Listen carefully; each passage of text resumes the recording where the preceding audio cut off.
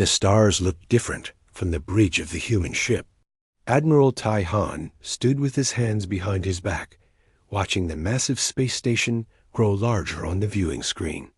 After 200 years of dreaming, humanity had finally done it.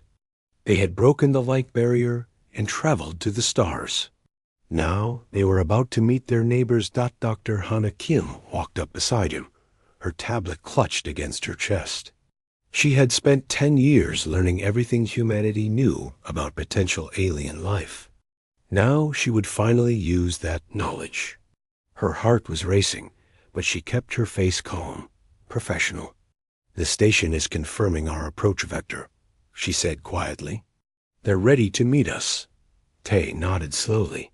The space station was enormous, much bigger than anything humans had built. It hung in the darkness like a silver wheel, spinning slowly. Lights flickered across its surface. Ships from a dozen different worlds were docked along its outer ring. Each one looked completely different from the others. Strange shapes that seemed to ignore everything humans knew about engineering. "Send them our greetings again," Tay said. "Make sure they know we come in peace." Behind them, Captain Jin Park checked his console for the 100th time. He was young for a captain, only 32, but he had earned his position. The experimental warship Iron Phoenix was his command, and he ran it perfectly. Still, he felt nervous. These aliens had been traveling the stars for thousands of years, while humans were still building wooden ships. The docking process took 3 hours. Human engineers worked carefully, matching their ship to the alien station's ports. When the airlock finally opened, Tay led his team through. Hana walked beside him, with Jin and 4 Marines following close behind. The station's interior was breathtaking. The corridor stretched away in a gentle curve, and the walls seemed to glow with soft light. Aliens of different species moved past them, barely glancing at the humans.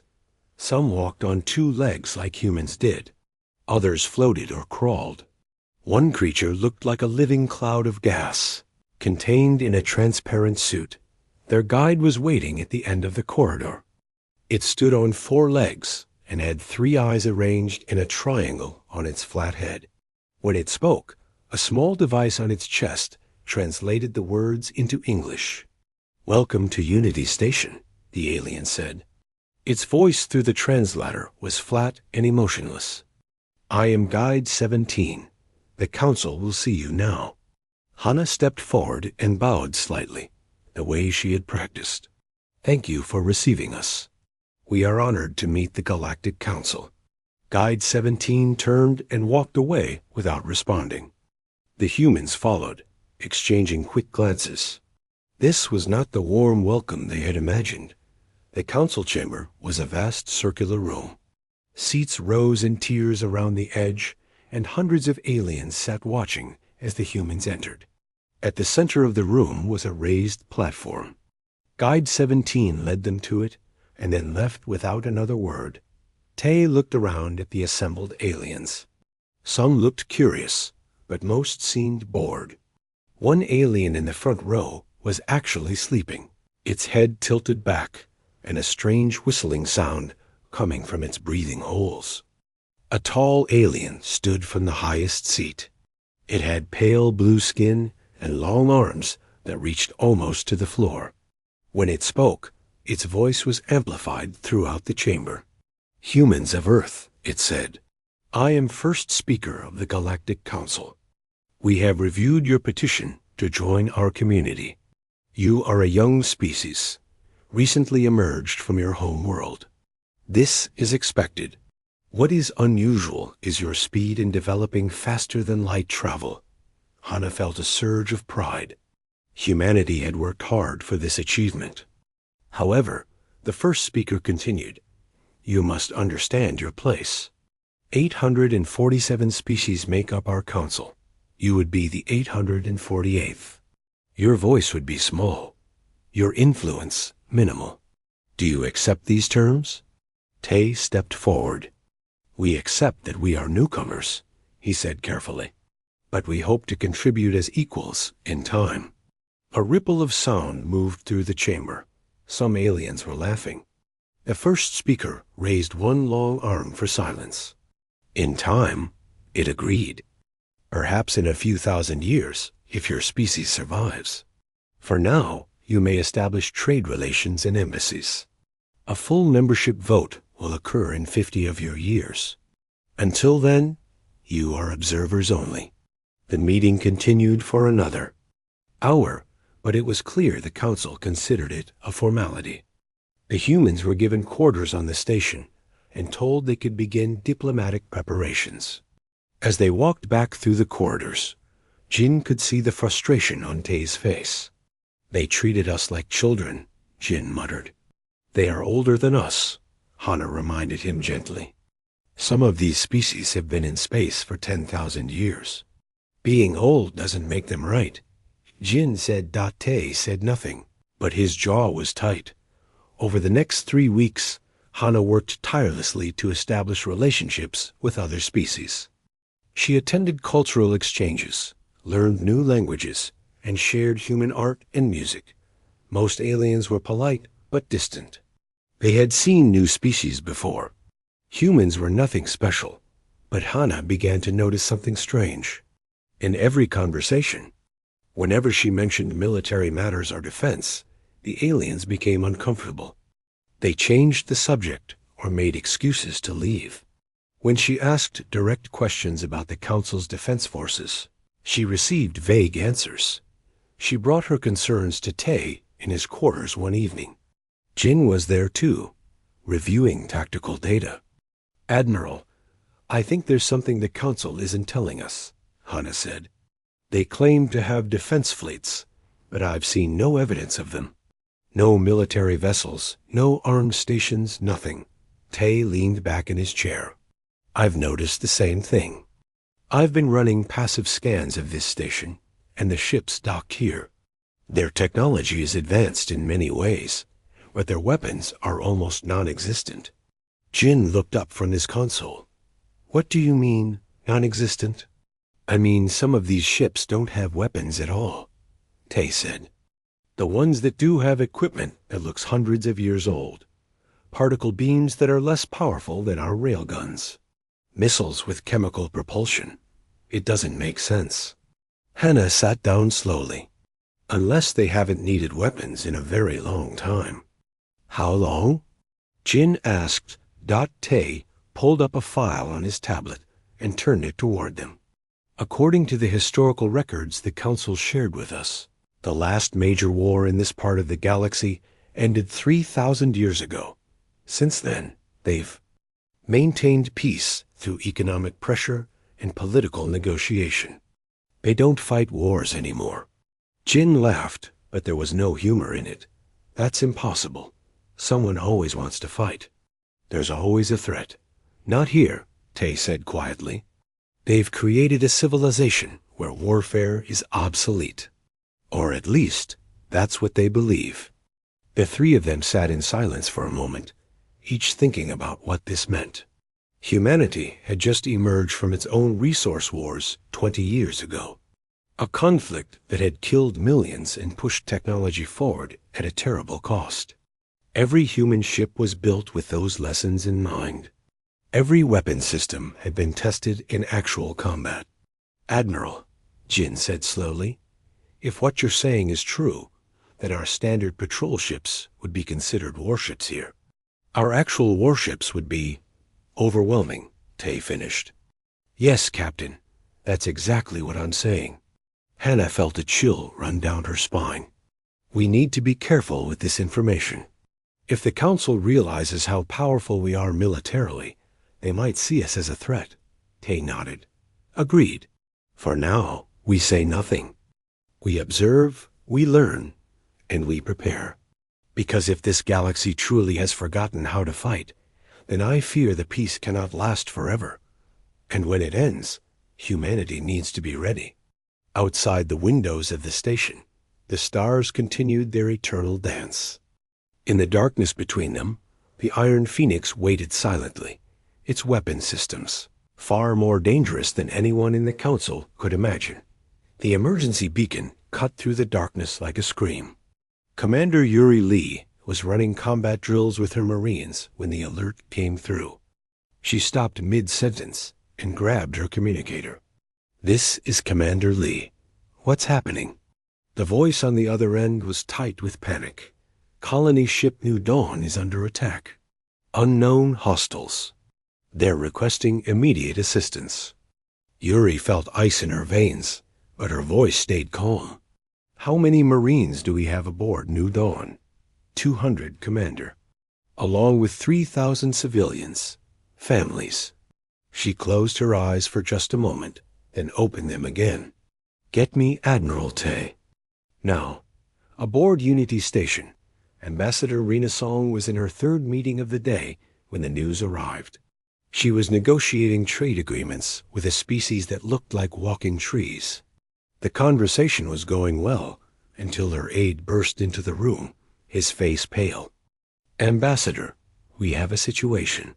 Rena excused herself and followed him into the corridor. When he told her about New Dawn, she felt her stomach drop. "Who attacked them?" "The Krell Dominion, ma'am. They're a rogue faction. They don't follow council law." Rena had heard about the Krell during her briefings. They controlled a small region of space on the edge of council territory. For 200 years, they had been slowly conquering smaller species and enslaving them. The council had been negotiating with them for decades, trying to find a peaceful solution. "We need to bring this to the council immediately," Rena said. "They have protocols for this." But when she reached the council chamber an hour later, she realized the protocols were not going to be enough. The first speaker listened to her report with something that looked like sympathy and explained the situation. "We are deeply sorry for your losses," the first speaker said. "The Krell are a difficult element in our galaxy, but we have found that patience and dialogue are the best tools for dealing with such groups. We will immediately open negotiations for the release of your ship and its passengers." "Negotiations?" Rena repeated. "They killed 200 of our people. This is an act of war. War is not how we solve problems anymore, Ambassador Song.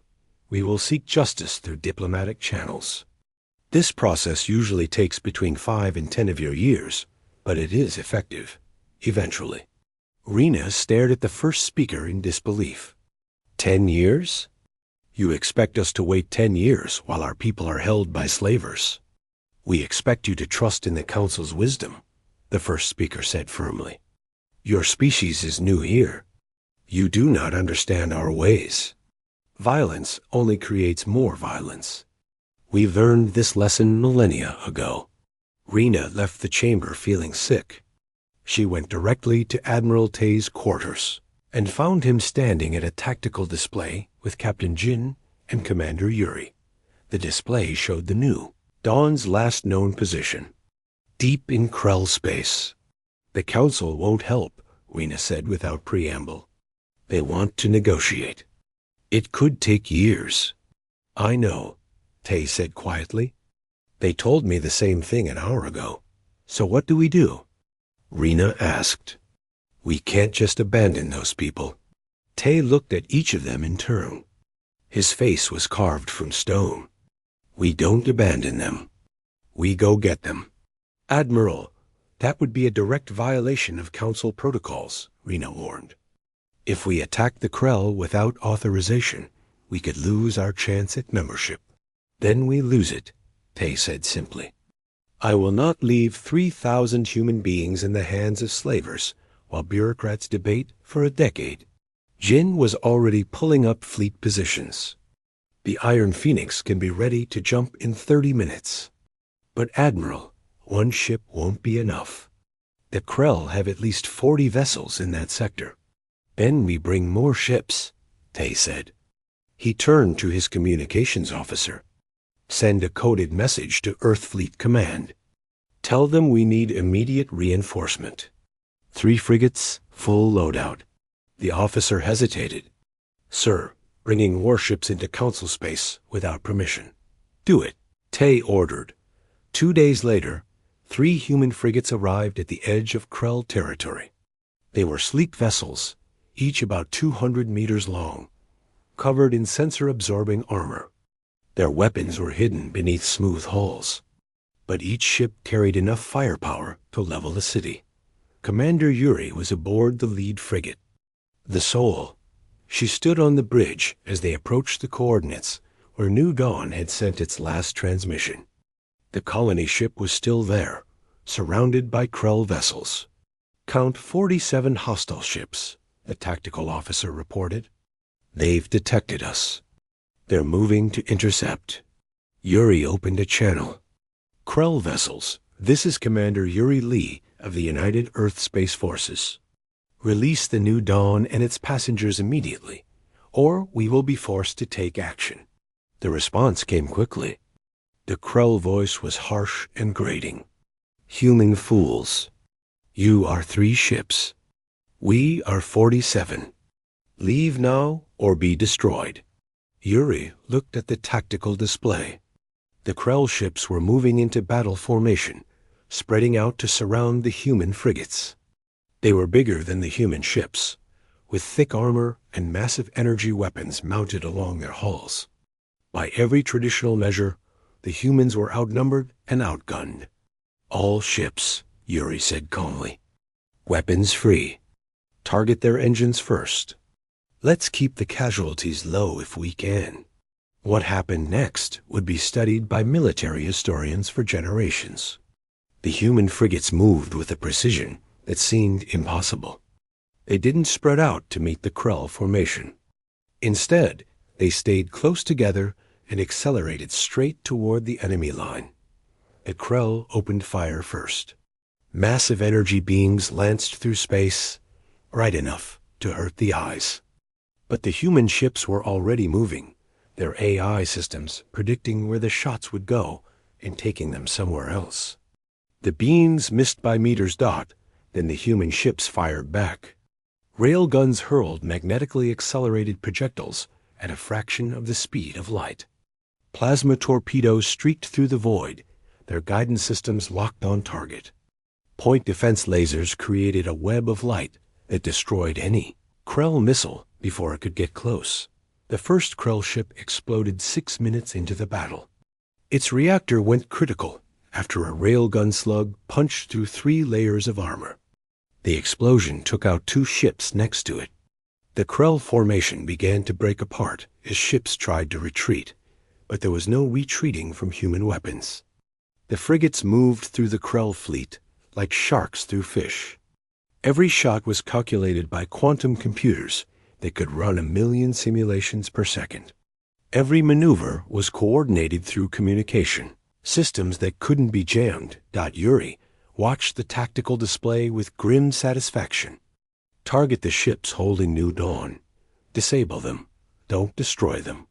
We need that colony ship intact. The Soul's main gun fired once, twice. 2 Krell vessels went dark, their engines blown apart. The New Dawn was free. 18 minutes after the battle began, it was over. 47 Krell ships were destroyed or disabled. The 3 human frigates had minor damage to their paint. Not a single system had been compromised. Not one human casualty. Yuri opened a channel to New Dawn. "This is Commander Lee. You are safe now. Prepare for escort back to Council Space." The response was a chorus of cheering and crying. Relief and joy and disbelief all mixed together. Yuri allowed herself a small smile, but that smile faded when she saw the other ships appearing on sensors. Not Krell ships. Council ships. Dozens of them, arriving to witness the aftermath of the battle. Admiral Tay's voice came through on a secure channel. "Commander Lee, you are to return to Unity Station immediately. The Council has called an emergency session." "Understood, Admiral," Yuri replied. She looked out at the debris field that had been a Krell fleet. "I think they got the message." The emergency council session was unlike anything Rena had seen before. The chamber was packed with representatives from every species. The noise was incredible, as hundreds of aliens argued in hundreds of languages.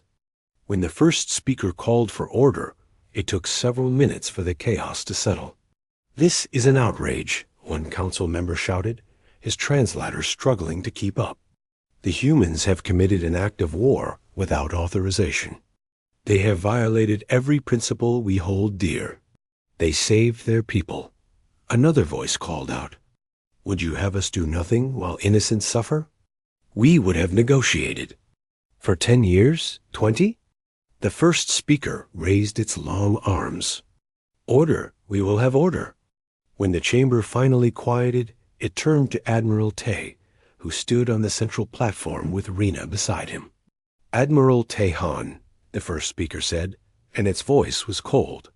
"You have violated Council protocols. You brought warships into restricted space. You engaged in military action without authorization. And you have destroyed 47 vessels belonging to another faction. How do you answer these charges?" Tay stood straight, his hands behind his back. When he spoke, his voice carried to every corner of the chamber. "I answer that I did what was necessary to protect my people. The Krell attacked without provocation. They killed 200 humans and took 3,000 more hostage. Your council wanted to negotiate. My people would have died or worse while you talked. So you took matters into your own hands," the first speaker said. "You decided that your judgment was superior to the collective wisdom of 847 species." "No," Tay said simply. "I decided that action was better than inaction. I decided that the lives of my people were worth the risk of offending your protocols." A new voice spoke up from the tiers. "The humans used 3 small ships to destroy an entire Krell battle fleet. How is this possible? What weapons do they possess?" Tay turned to face the speaker. "Standard weapons. Rail guns, plasma torpedoes, point defense systems. Nothing unusual." "Nothing unusual?" The alien repeated. "We have reviewed the battle data. Your weapons are beyond anything we have seen. Your ships move with impossible precision. Your systems appear to be 500 years more advanced than our best technology." A shocked silence fell over the chamber. 500 years. The number hung in the air. Like a weight dot, the first speaker looked at Tay with what might have been fear in its 3 eyes. "Is this true? Are your weapons this advanced?" Tay met its gaze steadily. "Those were frigates. Light patrol vessels. Not warships." The chamber erupted into chaos again. The Council's demand arrived 3 days after the battle. It was written in formal language, but the message was clear. Humanity must submit to immediate weapons inspections. All human military vessels must be catalogued and their capabilities assessed. Future military expansion would require Council approval. The alternative was expulsion from galactic society. Ambassador Rena read the document in her office, her hands shaking slightly. She had worked so hard to build relationships with the other species. Now all of that was falling apart because of fear. Fear of human weapons. Fear of what humanity might do with all that power. She went to Admiral Tay's quarters to discuss their response. She found him sitting with Fleet Admiral Kai Sung, who had arrived from Earth 2 days ago. Kai was older than Tay, with gray hair and sharp eyes that missed nothing. He had commanded Earth's forces during the worst years of the resource wars. He understood violence in a way that most humans preferred to forget. "They want to inspect our weapons," Rena said without greeting. "They want to control our military. If we refuse, they'll isolate us. No trade, no diplomatic relations. Nothing."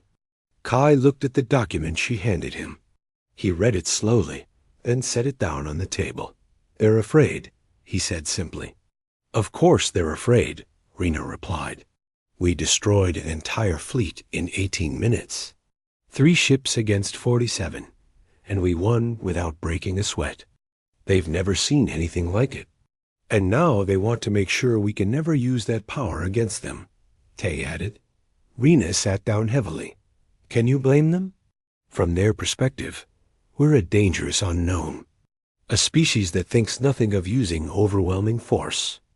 They've built a civilization based on peace, and we just showed them how fragile that peace really is.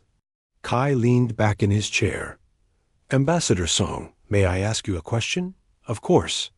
Do you think the Council's peace has made them safer? Rena frowned. What do you mean? I mean, they've had no major wars in 3,000 years. They've forgotten how to fight. They've let their defenses decay. The Krell have been enslaving species for 2 centuries, and the Council has done nothing but talk. Does that sound like safety to you? It sounds like they chose a different path than us, Rena said. They chose negotiation over violence. They chose comfort over vigilance, Kai corrected gently. And now they're paying the price. They can't protect themselves anymore.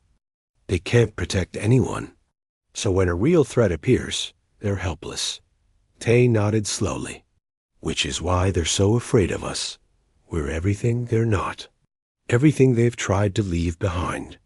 So what do we do? Rena asked. Do? We submit to their inspections? Do we limit our military and hope that's enough to satisfy them? Kai stood up and walked to the window. Outside, the stars gleamed like distant fires. No, he said quietly, we show them the truth. All of it, we show them what humanity really is, and then we let them decide if they still want us gone. Rena felt a chill. What are you planning? Kai turned to face her. The Council wants to understand our military capabilities? Fine. We'll invite them to witness our fleet exercises. Standard maneuvers, nothing classified. They can bring observers, take all the readings they want. Complete transparency. That sounds reasonable, Rena said slowly. But I have a feeling there's more to this. Kai smiled, but it didn't reach his eyes. There is. Because when they see what we consider standard exercises, they'll understand exactly what they're dealing with. And maybe, just maybe, they'll realize that we're not the enemy. We're the only thing standing between them and chaos. 2 weeks later, a fleet of Council observation ships gathered at Titan's Rift, a region of space near the outer edge of human territory. Rena was aboard the lead observation vessel with representatives from 30 different species. Everyone wanted to see what the humans would show them. Captain Jin stood on the bridge of the Iron Phoenix, which was now part of a much larger formation. Around him, 200 human warships moved in perfect synchronization. These weren't the frigates that had fought the Krell. These were capital ships, battle cruisers, and carriers. The real tools of human warfare. All ships reporting ready, Captain, his tactical officer said. Jin opened a channel to the observation fleet. Council observers, this is Captain Jin Park. We're about to begin our demonstration. Please maintain your current position and keep all shields active for safety purposes. He switched to the fleet channel. All ships, this is Phoenix Actual. Begin exercise Thunderstorm on my mark. 3, 2, 1, mark. The human fleet moved as one. 200 ships that should have been impossible to coordinate suddenly flowed like water, each one anticipating the movements of all the others. They formed attack patterns, defensive screens, and tactical formations faster than the Council observers could track. How are they doing this? One alien observer gasped. The communication lag alone should make this impossible. The ship's sensors operator checked his readings. They're not using traditional communication. I'm detecting quantum entanglement signals. They're talking to each other instantaneously, no matter the distance. That's theoretical technology, another observer said. We've been trying to develop it for centuries. Apparently, the humans figured it out. The demonstration continued. Human ships launched swarms of combat drones that could think and act independently. They showed how their ships could split into smaller attack craft and then recombine. They demonstrated electronic warfare capabilities that could blind entire fleets. They showed weapons that could fire around corners using gravitational lensing dot, and then Dr. Wan Choi, watching from a command ship, gave the order for the final demonstration. Deploy the cascading fusion array. In the center of the formation, 10 ships aligned themselves in a precise geometric pattern. Energy began to build between them, visible as a growing blue light. The observation fleet's sensors went wild. "What are they doing?" someone asked. "Unknown," the sensors operator replied. "But the energy readings are off the scale. If that releases, the array fired." A beam of pure fusion energy lanced across space and struck an asteroid that had been positioned as a target. The asteroid didn't explode. It simply ceased to exist. One moment it was there, a rock 3 kilometers wide. The next moment, there was nothing but expanding plasma. The silence on the observation ship was total. Finally, one of the aliens spoke in a whisper. "They could destroy a planet with that." "Yes," Rena said quietly. She had been watching the demonstration with growing horror. "They could." Dr. Wan's voice came through on the communication channel, broadcast to all the observation ships. "That was the cascading fusion array, a weapon system designed during our last global conflict. It requires the precise coordination of at least 10 ships and draws enormous power. We've never used it in actual combat, but the theory is sound." "Why?" an alien voice asked. "Why would you build something like this?" Juan was silent for a moment.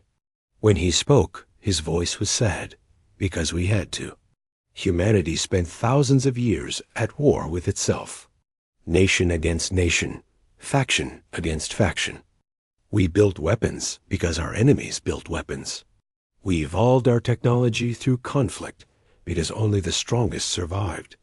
It's not something we're proud of. It's just what we are.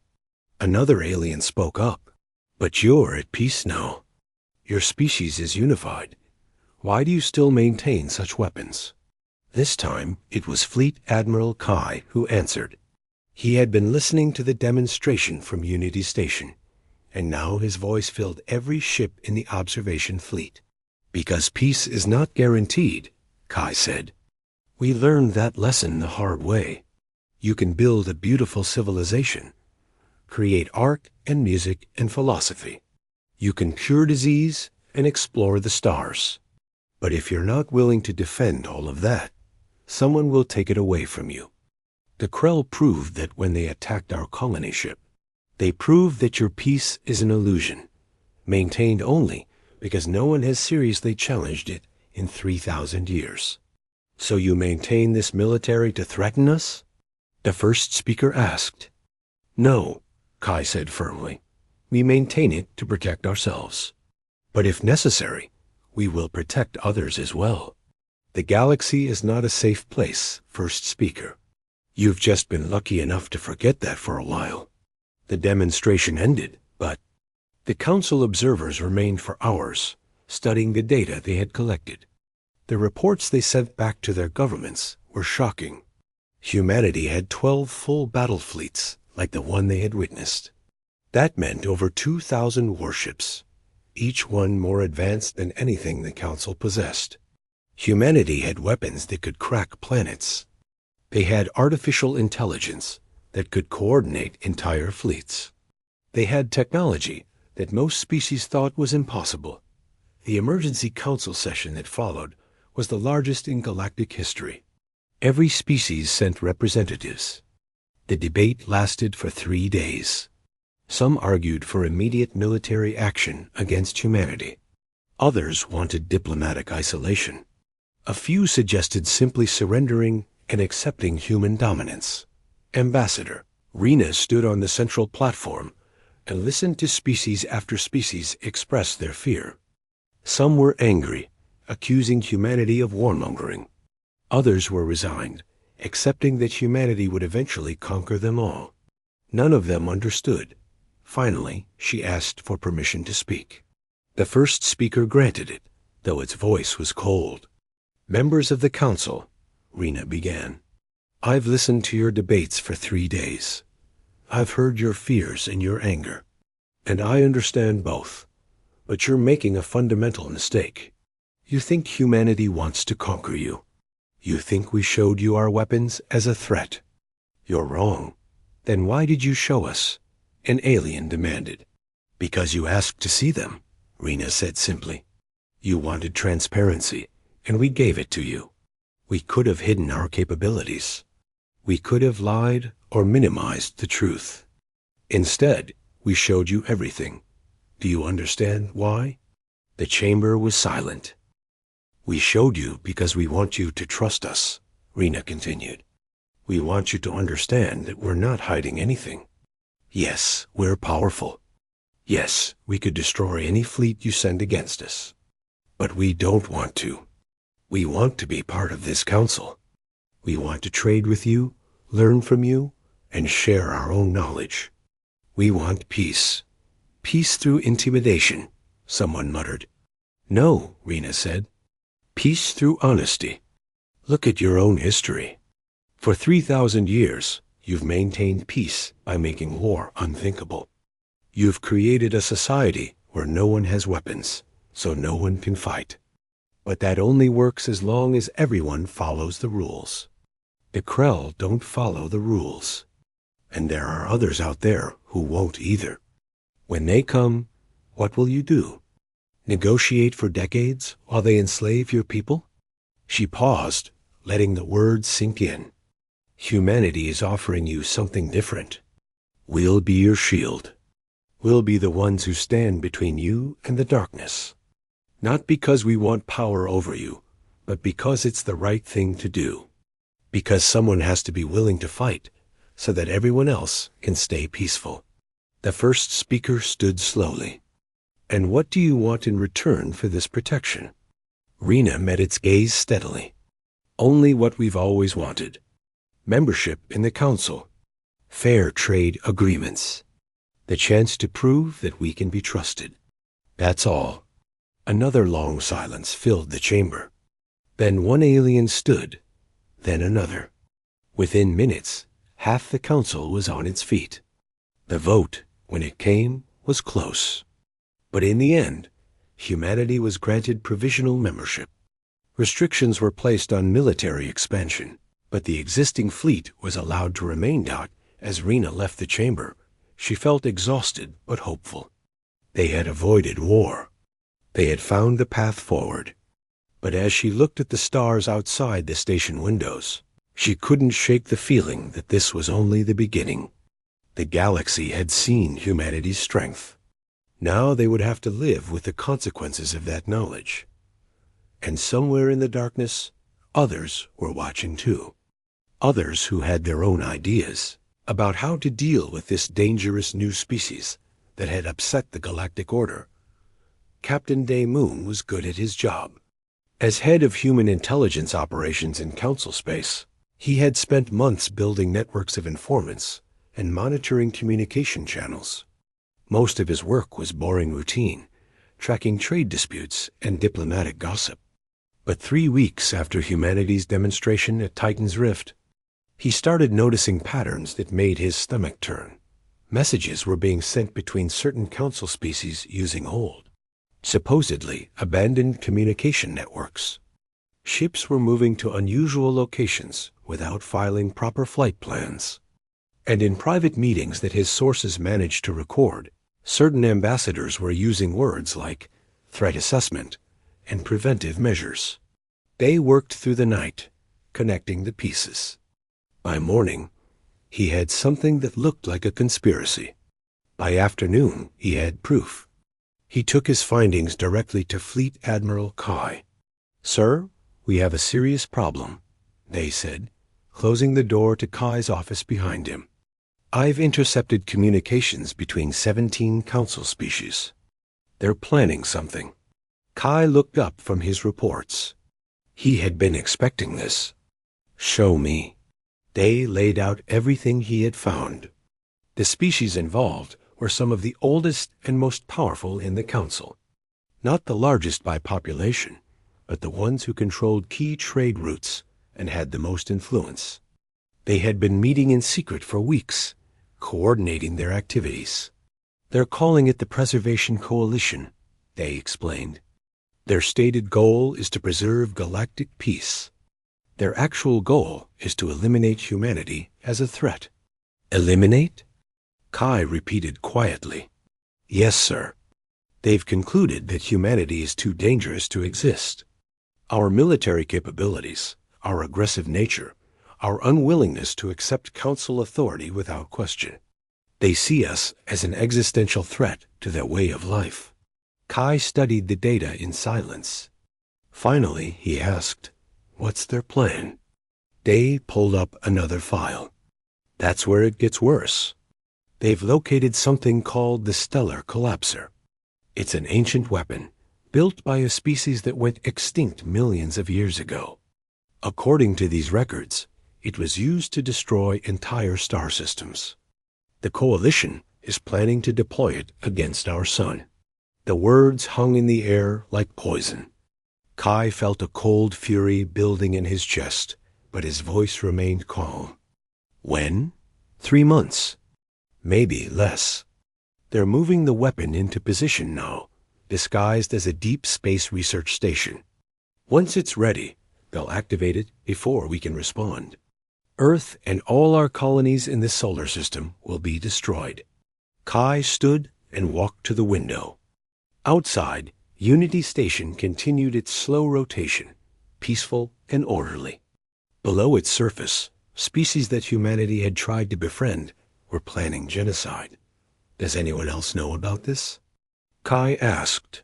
Only you and me, sir.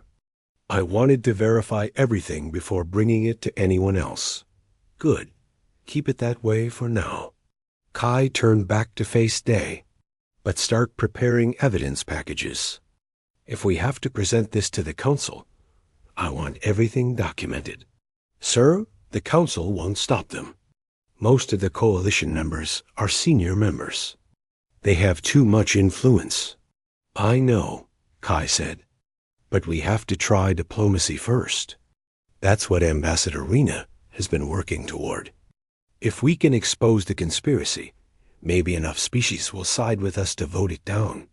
Day looked doubtful. And if they don't? Kai's expression was hard. Then we do what we've always done. We fight. Ambassador Rena learned about the conspiracy 2 days later. When Kai showed her the evidence, she felt her world collapse. She had been working so hard to build trust, to show the galaxy that humanity could be a responsible member of the community. Now she discovered that some of the same ambassadors she had been negotiating with were planning to murder billions of humans. We have to bring this to the first speaker, she said. We have to expose them. I agree, Kai said. But we need to be careful. If we accuse 17 species of conspiracy without overwhelming proof, it could backfire. They'll claim we're paranoid, that we're manufacturing threats to justify our military. But we have proof, Rena insisted. Captain Day's evidence is solid. Evidence that was obtained through intelligence gathering, Kai reminded her. Some might call it espionage. The Coalition could argue that we've been spying on Council members, which is itself a violation of diplomatic protocols. Rena closed her eyes. He was right. No matter how they presented this, it would be controversial. But they had no choice. What do you need me to do? Request an emergency session of the Council. Present the evidence as clearly and calmly as possible. Give them a chance to do the right thing. And if they don't? Kai didn't answer, but Rena could see the determination in his eyes. She had heard the stories about him from the resource wars, about the decisions he had made when humanity's survival was at stake. She realized with a chill that he was preparing to make those kinds of decisions again. The emergency council session was tense from the moment it began. Rena stood on the central platform with Captain Day beside her. Around them, hundreds of aliens watched with expressions ranging from curiosity to hostility. The 17 species of the Coalition sat together in one section, their faces carefully neutral. Members of the Council, Rena began, I come before you today with grave news. We have discovered evidence of a conspiracy to destroy Earth and commit genocide against humanity. The chamber erupted. Aliens shouted questions and denials. The first speaker called for order, but it took several minutes for the chaos to settle. "These are serious accusations, Ambassador Song," the first speaker said. "You had better have proof." Rena nodded to Day, who began displaying the evidence on screens throughout the chamber. Intercepted messages, movement logs, technical specifications of the stellar collapser. Everything they had found. "These communications show clear planning for an attack," Rena said. "The species involved have been meeting in secret for weeks. They have located and are moving an ancient superweapon into position. Their target is our home system." One of the coalition ambassadors stood up. It was a tall creature with blue scales and multiple arms. "This is outrageous," it declared. "These so-called communications are obvious fabrications. The humans are manufacturing a crisis to justify their military aggression." "The communications are genuine," they said firmly. "We can provide technical authentication. Authentication that you control," another coalition member said. "How convenient." The debate raged for hours. The coalition members denied everything, claiming the evidence was forged. Some neutral species seemed uncertain, unwilling to believe such a conspiracy was possible. Others argued that even if the evidence was real, humanity had brought this on themselves through their aggressive behavior. Finally, the first speaker called for a vote on whether to investigate the allegations. The result was a tie. Not enough support to move forward, not enough opposition to dismiss it entirely. A perfect political stalemate. Rena felt despair wash over her. They had shown the truth, and it hadn't been enough. The council was too divided, too afraid, too comfortable in their old ways to act decisively. As the session ended and aliens began filing out, one figure approached Rena. It was a small alien with 4 eyes and delicate features. Rena recognized it as Counselor Eris, a representative from a minor species that had always been friendly to humanity. "Ambassador Song," Eris said quietly, "walk with me." They moved to a private corridor where no one could overhear. Eris looked around carefully, then spoke in a whisper. "Your evidence is real. I have heard rumors of the coalition for weeks, but I had no proof. Now I do, thanks to you." "Then why didn't you speak up in the chamber?" Rena asked. "Because it would have done no good," Eris said sadly. "The coalition has too much power. Too many species depend on them for trade and protection. Speaking against them would have destroyed my species' position in the council. I am sorry." Rena wanted to be angry, but she understood. This was the reality of galactic politics. Power mattered more than truth. "But I can tell you this," Eris continued. "The coalition is moving faster than you think. The weapon will be in position within a month, not 3. And they plan to activate it immediately, before you can mount any defense. You need to act now, Ambassador. Not through the council, but on your own. What are you suggesting?" "I am suggesting that humanity do what it does best," Eris said. "Survive, by any means necessary." Eris walked away, leaving Rena alone in the corridor. She stood there for a long moment, processing what she had heard. Then she went to find Admiral Tay and Fleet Admiral Kai. She found them in the human embassy's secure conference room with Captain Jin and Commander Yuri. When she told them what Eris had said, Tay nodded slowly. "I've already begun deploying the fleets," he said, quietly, so as not to alarm the council. "But if we have less time than we thought, we need to accelerate." "What are you planning?" Rena asked, though part of her already knew. Fleet Admiral Kai answered, "We're going to mobilize the full Armada. Every ship, every weapon system, everything we have. We'll enter Council space in force and secure the stellar collapser before the coalition can activate it." "That will be seen as an invasion," Rena said. It will confirm everything they fear about us. They're already planning to kill us, Commander Yuri said bluntly. What they think doesn't matter anymore. It matters, Rena insisted. If we do this, we become the aggressors. We prove that we can't be trusted to solve problems peacefully. And if we don't do this, billions of humans die, Tay said quietly. Ambassador, I respect what you're trying to do. But my primary duty is to protect human lives. If the choice is between being liked and being alive, I choose alive. Every time. Rena wanted to argue, but she couldn't, because he was right. The Council had failed them. Diplomacy had failed. Now the only option left was the one humanity had always been good at, force. How long until the Armada arrives? She asked. 72 hours, Kai said. We're pulling ships from every fleet. By the time we reach Council space, we'll have 3,000 vessels. The largest military mobilization in human history. And then what? We just show up with overwhelming force and hope they back down? No, Kai said. We show up with overwhelming force and make them understand that there are consequences for trying to destroy us. We secure the weapon. We expose the coalition. And we make it clear that humanity will not be intimidated. Jin spoke up. The Iron Phoenix will lead the vanguard.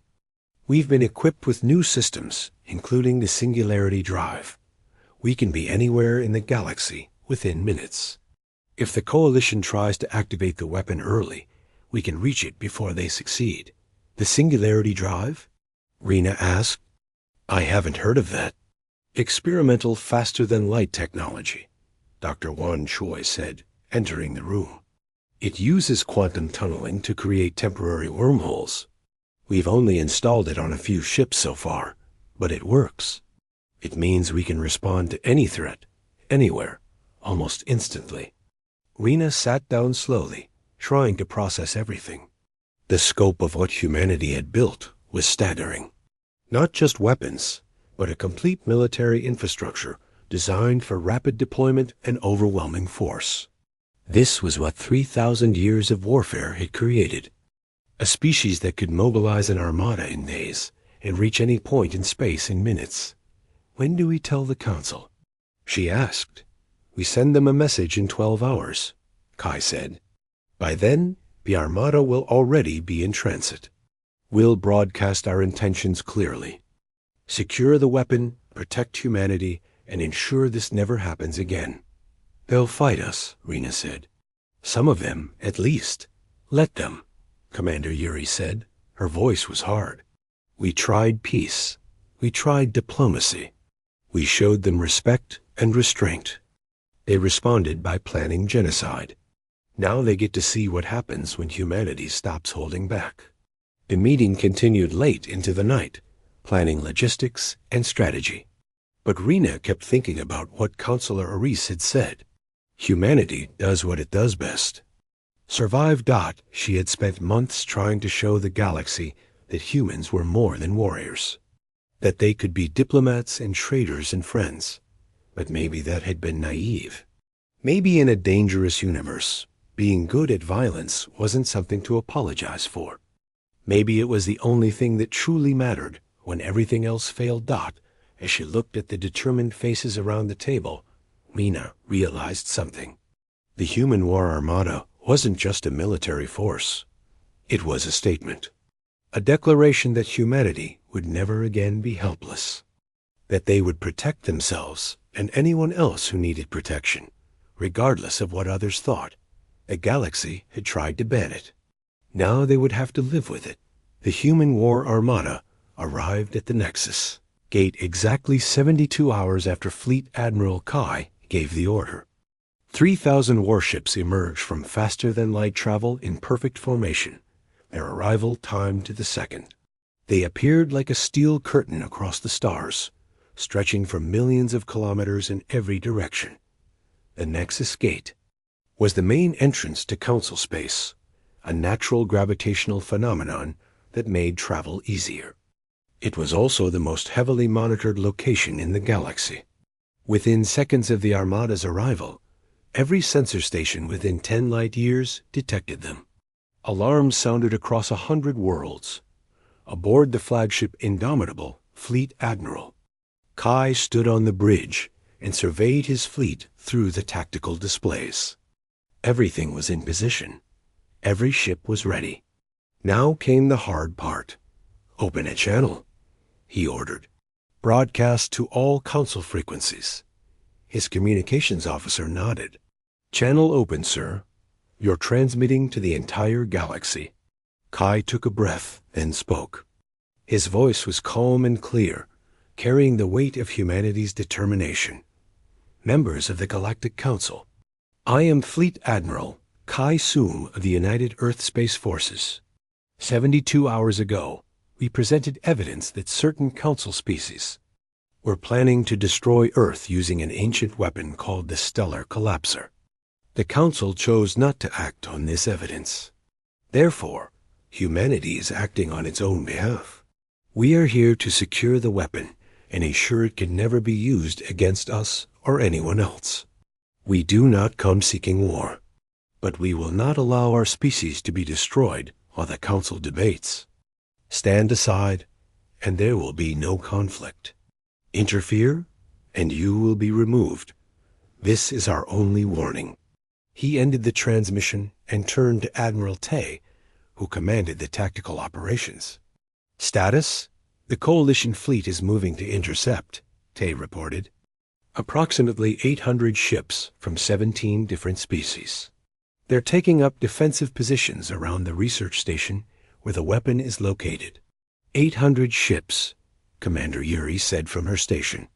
"They really think that's enough to stop us?"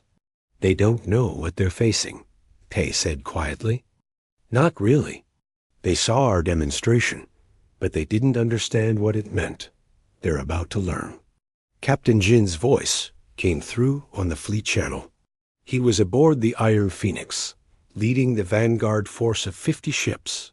"Admiral, we're in position, awaiting your order to engage." Kai looked at the tactical display one more time. The Coalition fleet was formed up in traditional defensive patterns, layered shields, and overlapping firing solutions. It was the kind of formation that would have been effective 3,000 years ago. Against human technology, it was useless. "Captain Jin, you are weapons-free," Kai said. "All ships commence Operation Thunderhead. Secure the weapon. Minimize casualties where possible." "Understood, sir," Jin replied. "Phoenix Wing, follow me in." The Iron Phoenix accelerated toward the Coalition lines, and 50 ships followed in perfect formation. They moved faster than the Coalition sensors could track, their drives pushing them to speeds that should have torn their hulls apart. But human engineering had solved those problems decades ago. The Coalition fleet opened fire first. Energy beams and kinetic projectiles filled the space between the fleets. It looked like a solid wall of destruction. The human ships flew through it as if it didn't exist. Their shields absorbed what they couldn't dodge. Their point defense systems destroyed what they couldn't. Absorb dot, and then the humans fired back. The difference was immediately apparent. Human weapons didn't spray fire randomly. Every shot was calculated, aimed, and timed by artificial intelligence. That could predict enemy movements 3 seconds into the future. Railgun slugs moved at relativistic speeds, arriving before their targets could react. Plasma torpedoes maneuvered in flight, chasing down ships that tried to evade. The first Coalition ships began exploding within seconds of engagement. Others went dark as electromagnetic pulses fried their systems. Some tried to retreat, but found their engines disabled by precision strikes.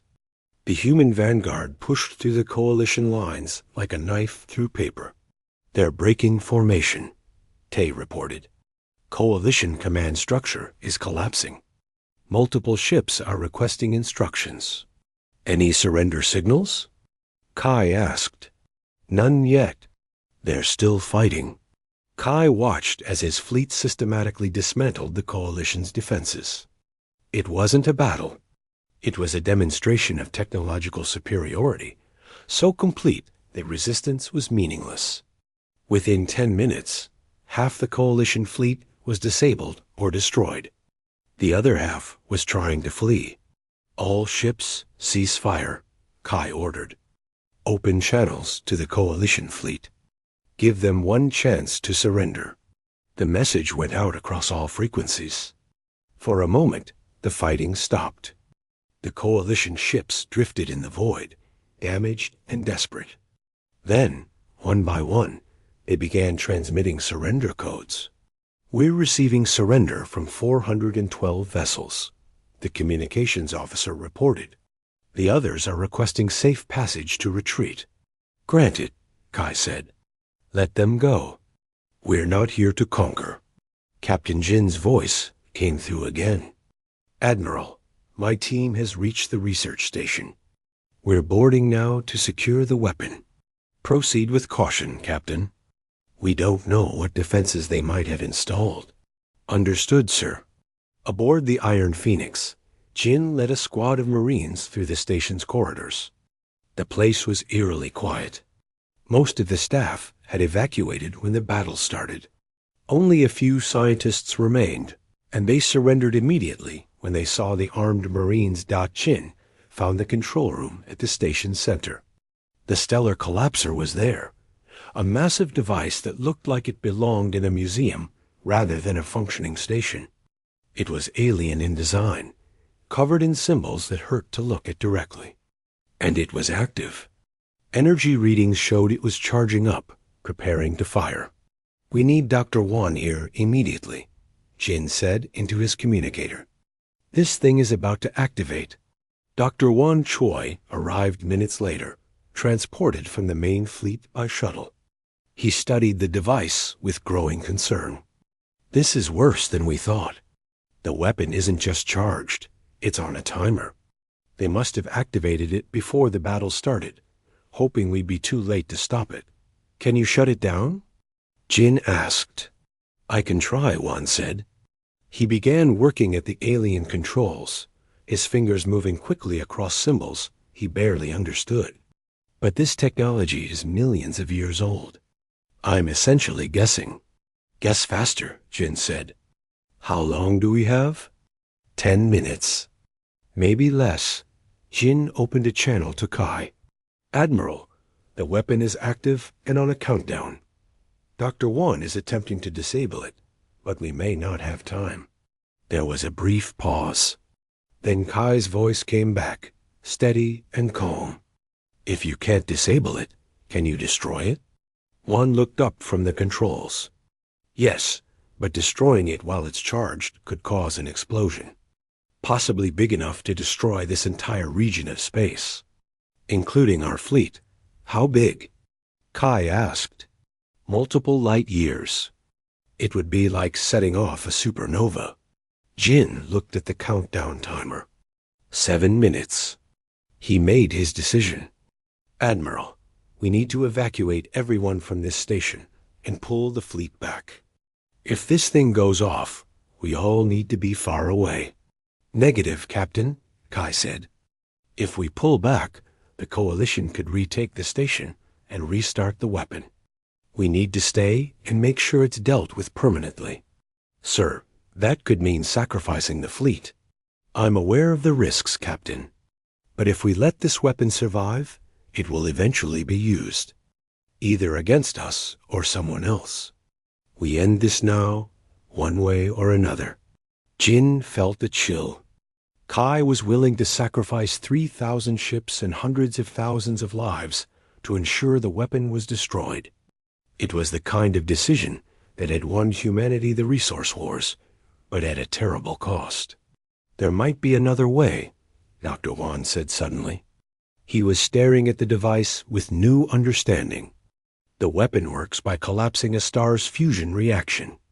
It creates a cascade effect that causes the star to implode. But the process requires precise targeting. If I can alter the targeting parameters, I can make it fire into empty space instead. Will that work? Jin asked. In theory. The weapon will still activate, but it won't hit anything. The energy will dissipate harmlessly. Do it, Jin ordered. One worked frantically at the controls. 5 minutes left. 4. The device began to hum, a sound that seemed to vibrate in their bones. 3 minutes. 2. One's fingers danced across the alien interface, making changes he hoped were correct. 1 minute. Done, Juan gasped. I've redirected the target coordinates. If I calculated correctly, it will fire into a dead region of space 100 light years from here. If you calculated correctly? Jin repeated. It's alien technology that I barely understand. I did my best. 30 seconds. The device's hum grew louder, building to a crescendo. Everyone in the control room braced themselves. If Juan had made a mistake, they would be dead before they knew it. The stellar collapser fired. A beam of impossible energy lanced out from the station, tearing through space itself. It looked like reality was ripping apart, a wound in the fabric of the universe. The beam extended into the distance and then vanished, disappearing into whatever target Juan had programmed. For several seconds, nothing happened. Then Juan's sensors started registering results. 100 light years away, in a region of empty space, a massive energy discharge was occurring. But no stars were dying. No planets were being destroyed. The weapon had fired harmlessly into the void. It worked, Juan said, his voice filled with disbelief. It actually worked. Jin let out a breath he didn't know he was holding. Admiral Kai, the weapon has been neutralized. We're beginning salvage operations to ensure it can never be used again. Well done, Captain, Kai replied. All ships stand down from combat alert. The immediate threat has been eliminated. Across the fleet, human sailors and marines began to celebrate. They had stopped a weapon that could have destroyed their entire species. They had faced down the galaxy's attempt to eliminate them and won. It was a victory that would be remembered forever. But Fleet Admiral Kai wasn't celebrating. He was already thinking about what came next. The human war Armada floated in council space, 3,000 ships that represented humanity's power. The Coalition's fleet was defeated. The weapon was secured. Now came the hard part. Now they had to build a new order from the ashes of the old dot. Kai opened a channel to all council frequencies again. This time, his message was different. Members of the Galactic Council, the conspiracy against humanity has been stopped. The stellar collapser has been neutralized and will be destroyed. We are broadcasting complete records of the Coalition's plans and actions. The evidence is irrefutable. They attempted genocide against an entire species because they were afraid of our power. He paused, letting that sink in across thousands of worlds. But we did not come here to conquer. We did not come to impose our will on the galaxy. We came to survive. And now that we have ensured our survival, we want to talk about the future. Not the future of the old council, built on fear and weakness, but a new future built on strength and honesty. Ambassador Rena listened to the broadcast from her quarters on Unity Station. She had been terrified during the battle, certain that humanity was throwing away everything she had worked for. But now, hearing Kai's words, she realized he had understood something she hadn't. The old council was already dead. It had died the moment they chose fear over justice. What came next would be something new. A message appeared on her screen. It was from the first speaker, requesting an immediate meeting. Rena straightened her clothes and headed for the council chamber. She found it in chaos. Aliens were shouting at each other in a dozen languages. The Coalition members were being escorted out by council security, facing formal charges of conspiracy. Other species were arguing about what to do next, how to respond to humanity's show of force. The first speaker stood in the center of it all, looking exhausted. When it saw Rena, it gestured for her to approach. Ambassador Song, the first speaker said quietly. Your Admiral Kai wants to talk about a new future. Does he understand what he has done? He has broken our peace. He has shown that violence can accomplish in hours what diplomacy could not achieve in years. He has made war thinkable again. Rena met its gaze steadily. With respect, first speaker, your peace was already broken. The Coalition proved that when they built a weapon to destroy an entire species, Admiral Kai didn't break the peace. He exposed the lie that your peace was built on. And what would you have us build instead? The first speaker asked. A new order based on fear of human weapons? No, Rena said. A new order based on honest strength. Your old system only worked because everyone agreed to be weak together. But someone will always break that agreement. The Krell did. The Coalition did. Others will in the future. You need defenders, species willing to stand between the peaceful and the predators. That's what humanity is offering. And in return? The first speaker asked.